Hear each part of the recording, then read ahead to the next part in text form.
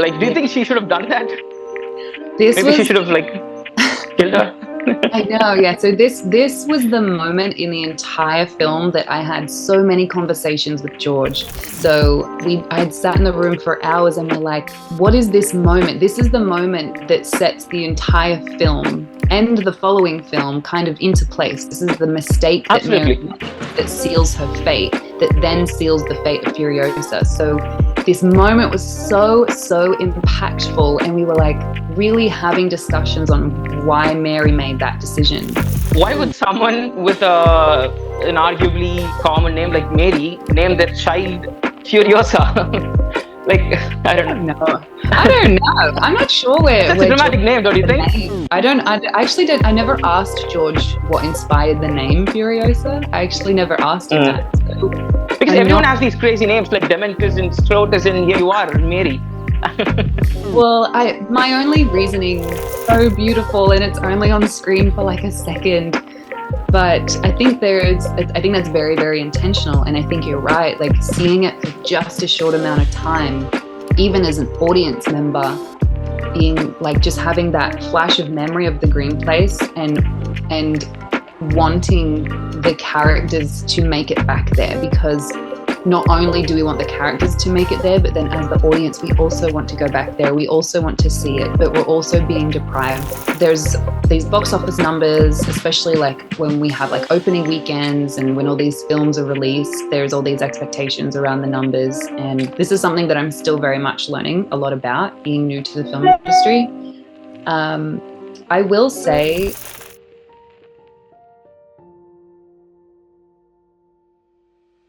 Welcome to Cinema Express. thank you. Okay, so I really like the movie, by the way, Furiosa, and your stretch in the beginning is one of my favorite things in the film. So I've been looking forward to this. Thank you. Thank you so much. Oh, I love to hear that. Okay, let's start from the beginning now. You started your career as a model, right? And then you made your film debut in Anyone But You, and then Furiosa happened.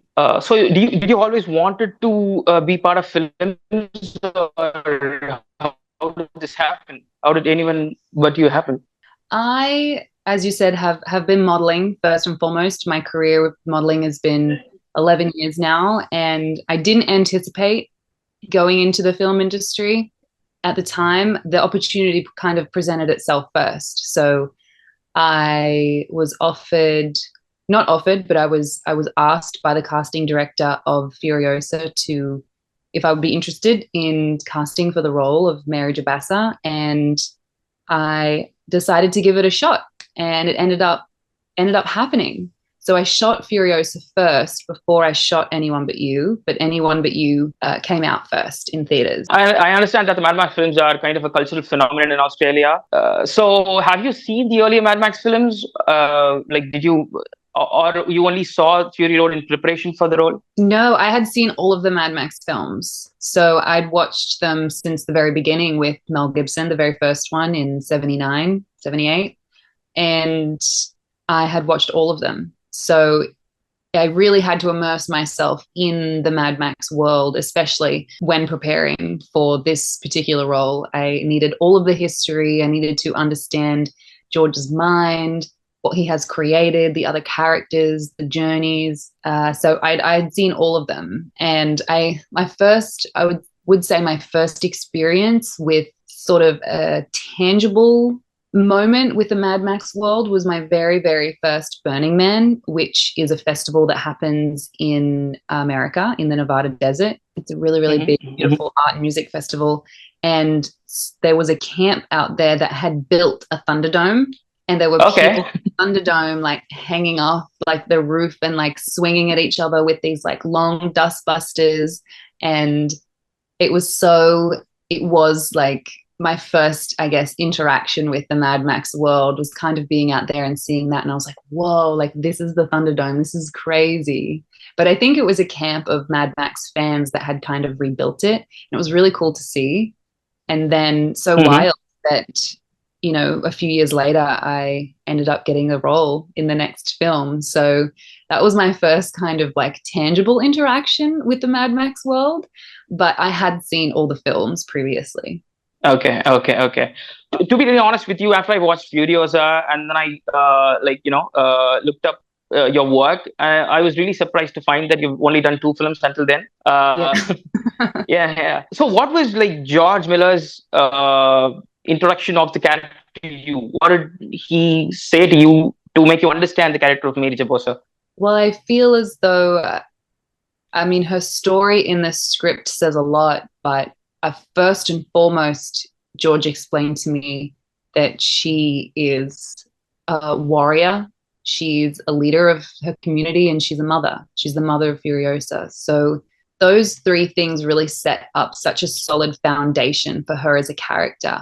And then exploring her journey through the script, but then also spending a lot of time in the rehearsal room exploring what her life might have been like before the script. So that was also really, really interesting. And that was a really creative space to be in, to understand what her life might have been like before we got to the moment of the film, to when all of that happens, like what life might have been like prior to that.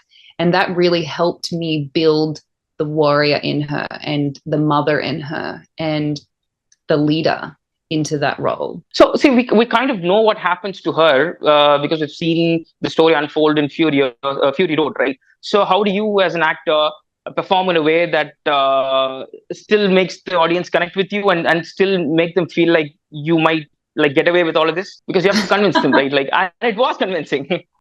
Oh, thank you. Oh, I love that. Oh, I love that.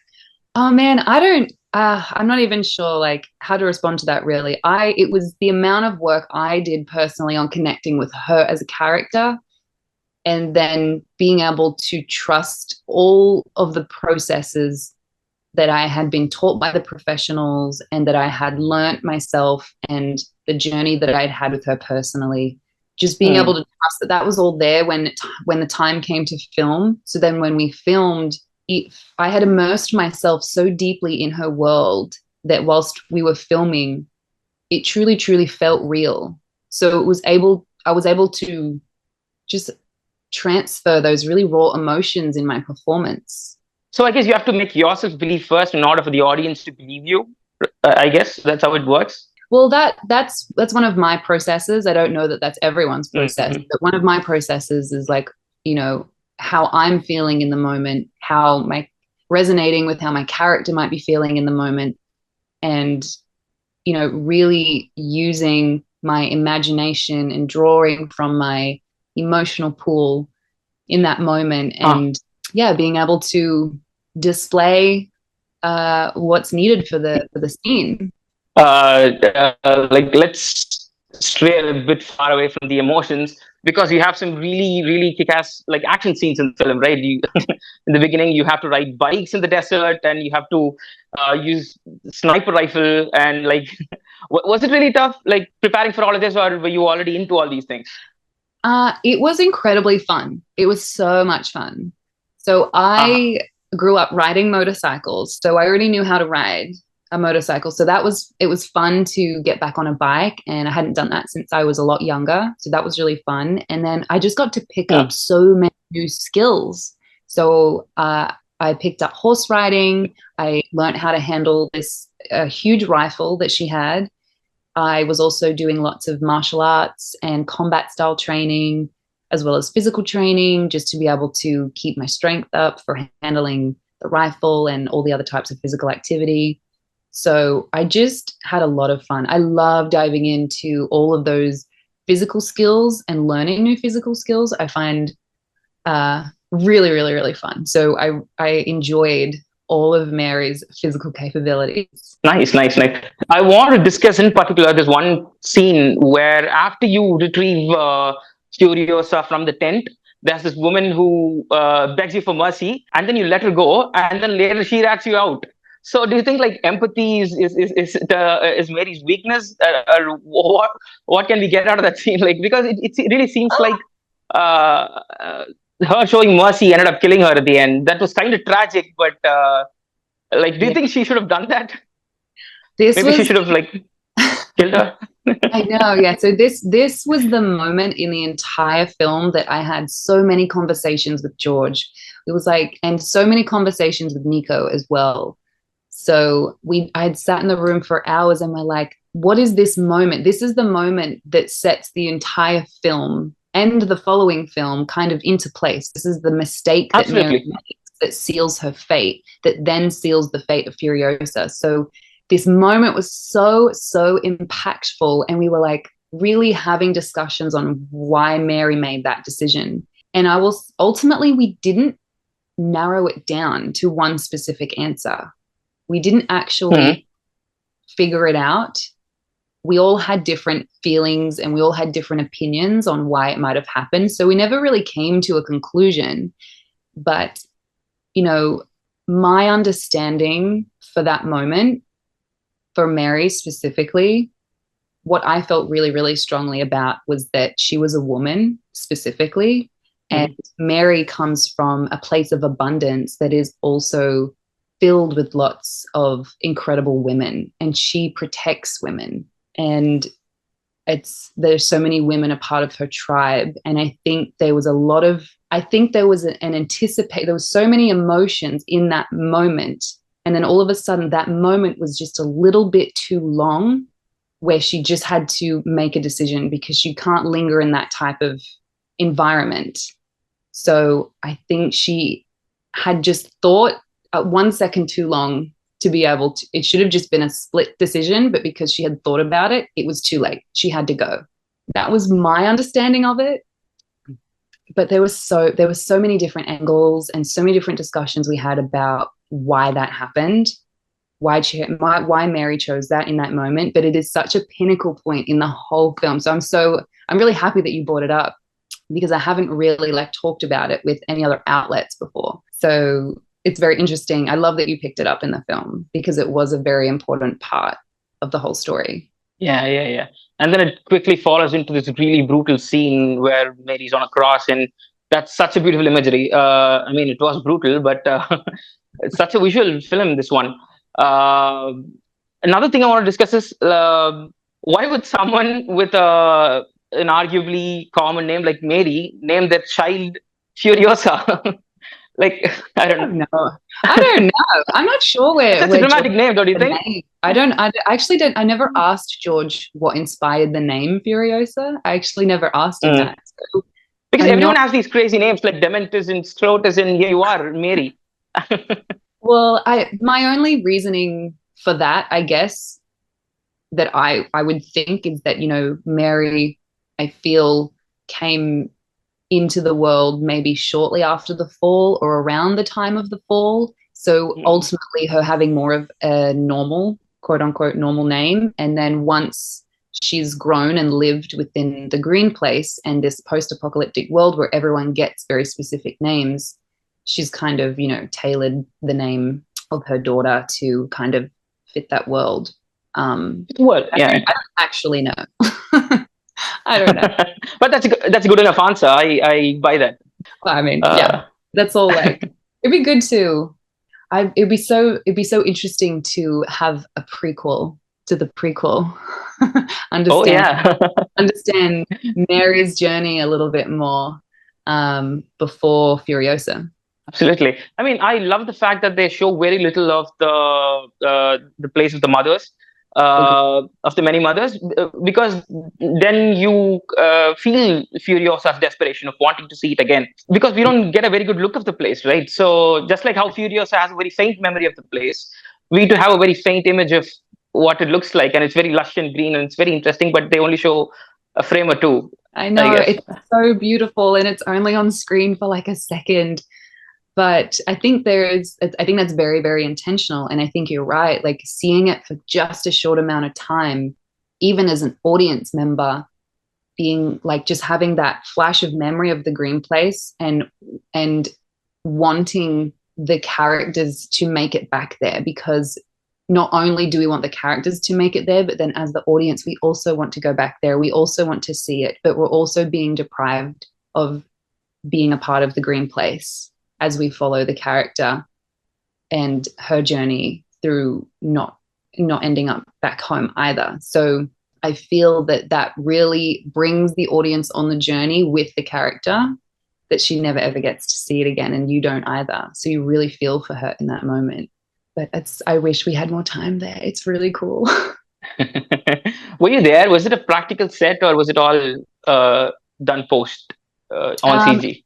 it was a bit of both. We did have a practical set. We had set up like a bunch of stuff. It was really, really beautiful. But then there was some things done in post production as well to kind of bring in the larger dwellings that we see around, um, sort of in the distant landscape.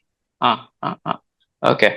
Okay, I want to discuss this. As we speak right now, there are reports coming in about how Furiosa has been not meeting up to expectations when it comes to box office, and that it has been pulled out of theaters right now. This is despite the fact that it has received overwhelmingly positive reviews. And so, what do you make of this? That's so interesting. It's such an interesting question. And I have definitely noticed that there's these box office numbers, especially like when we have like opening weekends and when all these films are released, there's all these expectations around the numbers. And this is something that I'm still very much learning a lot about, being new to the film industry. I will say what what I personally feel is that potentially people are less interested in the theater experience. And that's something that I love so much. I love going to the movie theater and experiencing a film in theater. I just think you are so encapsulated into the world. You're really immersed in a theater with the sound and the size of the screen. And it's so different than being at home watching it on TV. Although that's a really comfortable place to be, the movie theaters, it's such a wonderful experience. And so I really, really want to encourage people to go to the theaters more. I definitely just feel like perhaps the theater experience isn't preferred as much these days for a lot of people. So that could potentially be one of the reasons why box office numbers are kind of shifting at this current state. Mm. But I also am not that educated on that, so I'm not 100% sure. But I want people to go to the movies more. I was like, it's such a wonderful experience. Like, go to the theaters. Yeah. These movies, they're filmed to be experienced in that way.